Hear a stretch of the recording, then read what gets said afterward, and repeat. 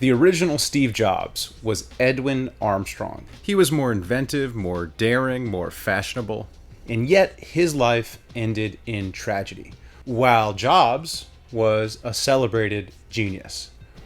What was the difference? The difference is common resources. There. Video over.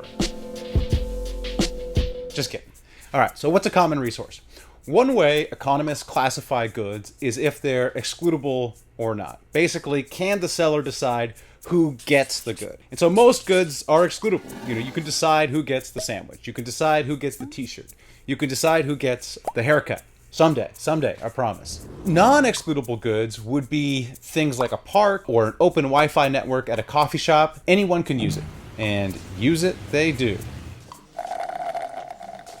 Another way economists classify goods is if they're rival or not. What that means is, does me using it impact your use of it? So most goods are a rival. So if I eat the sandwich, you can't.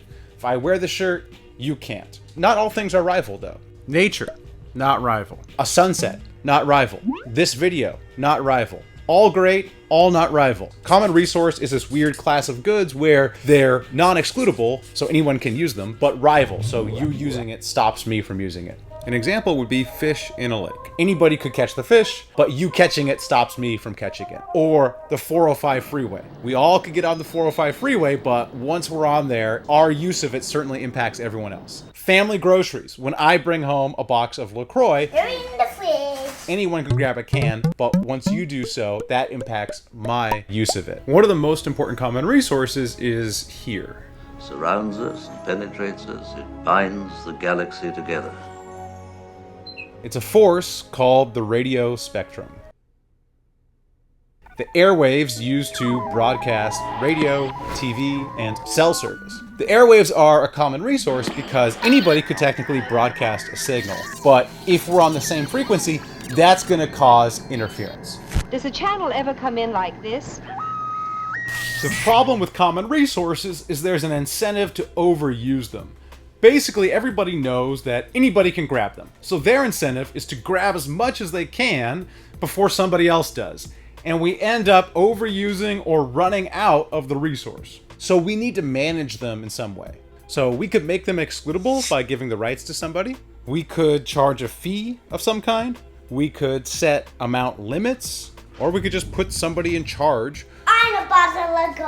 of the resource, and that person or group decides who gets no liquor for you. That's what the government did in 1927 when they put the agency that would become the FCC in charge of the airwaves. They got to decide who would use the spectrum and for what purpose. So along comes Edwin Armstrong. Boy genius, daredevil, millionaire by 23, and oh, by the way, he just casually invented the boombox as a honeymoon gift.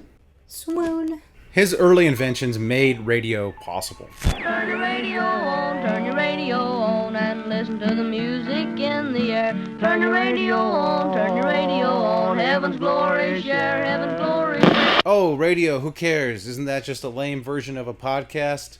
No! Radio was revolutionary in its time. We're talking like the early 1900s. Before radio, there was nothing. You would just sit in your house alone, staring at the wall, just you and your thoughts. Radio was this portal. It brought music, stories, news, the world into your home. It may have been the most important invention of the 20th century.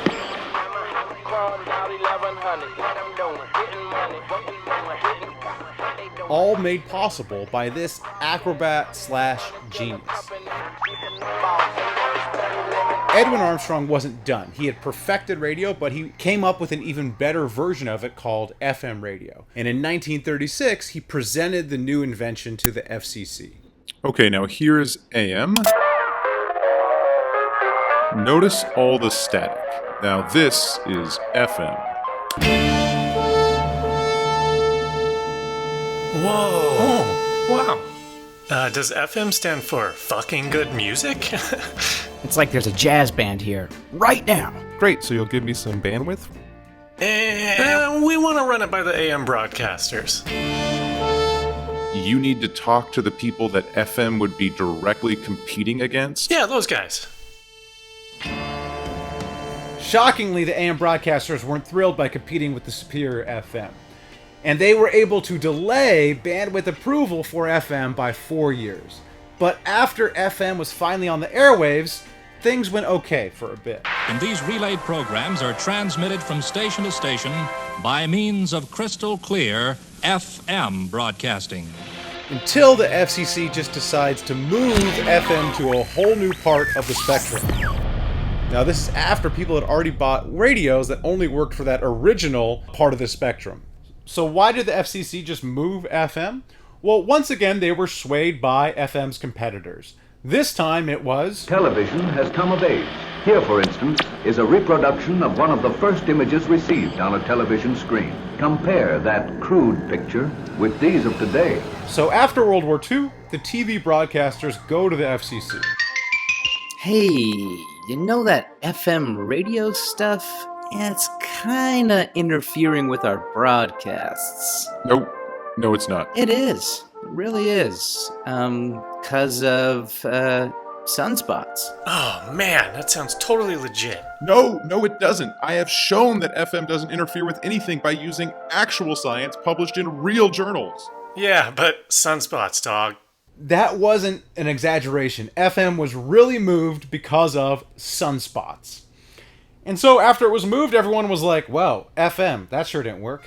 It took until the 1960s for FM to finally be widely used. A technology that was invented in the 1930s. So Armstrong was this incredible inventor, and he really loved his country. He served in both world wars, and he donated all his key patents to the US government. Side note, this is actually a patent number on a flag that Armstrong had made after he won a court battle with what we would call today a patent troll. Back then, I assume he was called a charlatan. So Armstrong wins, he has his flag made because the dude lives close enough where he could actually see the flag. Back to Armstrong's battle over FM radio. In the end, Armstrong couldn't believe in this country that he loved, vested interests and government could stifle a better innovation in favor of a worse one. And in 1954, he tragically commits suicide. And unfortunately, you've probably never heard of him. But you have heard of Steve Jobs. So what changed? Well, we all agree that the government needs to manage these common resources in some way. They need to do something. But the specifics of what that something is can make a huge difference. So for a bunch of reasons, when it comes to cellular, the FCC decides to manage the airwaves differently. They decide to do an auction, sell chunks of the spectrum to the highest bidder. Going once, going twice. Sold to W. And then that person could just do whatever they want with it. So in addition to making the government $100 billion, the auction system works as it's intended. Cell space that's originally intended for pagers transitions to being used for basic cell phones, then to BlackBerries, and then to iPhone.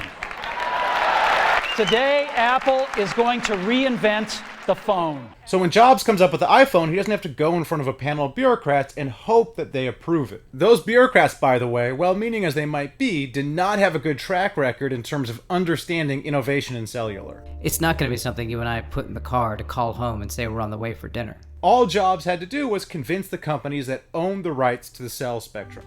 Hi, it's me, Steve Jobs. I made the computer, iPod, Pixar, brought back the turtleneck, and I got this new thing called the iPhone. I'll take one. I'll take two. I'll take 100. Ooh, actually, maybe, hear me out, you pay me to use it. Highest bidder gets the exclusive use of the iPhone. Ah, man, another auction? That's how the system worked. People who bid for those rights were incentivized to use it in the best way possible with the best technology.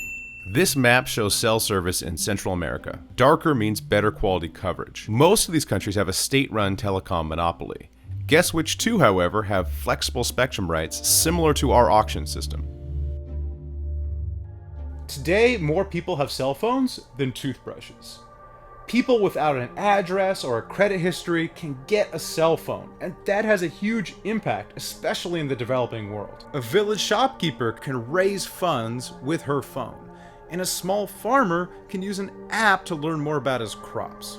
And it's all because we've managed our common resources better, allowing the innovators among us to be celebrated instead of forgotten.